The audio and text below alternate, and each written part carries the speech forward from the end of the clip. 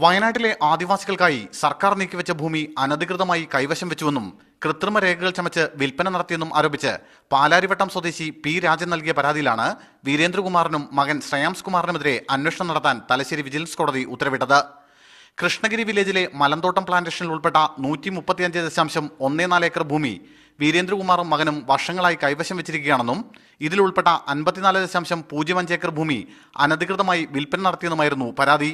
1988 Wayanad sub collector നടത്തിയ അന്വേഷണത്തിൽ ഇത് ശരിയാണെന്ന് കണ്ടെത്തിയിരുന്നു. തുടർന്ന് 91 ജനുവരിയിൽ അന്നത്തെ വയനാട് കളക്ടർ റവന്യൂ സെക്രട്ടറിക്ക് നൽകിയ റിപ്പോർട്ടിൽ ഭൂമി പിടിച്ചെടുക്കണമെന്നും ഇത് സംബന്ധിച്ച് ഉന്നതതല അന്വേഷണം നടത്തണമെന്നും ആവശ്യപ്പെട്ടിരുന്നു.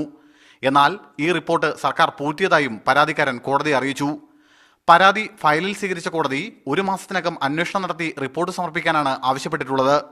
Wayanad vigilance and anti corruption bureau ഡിവൈഎസ്പിക്കാണ് അന്വേഷണ ചുമതല. മീഡിയ 1 കണ്ണൂർ.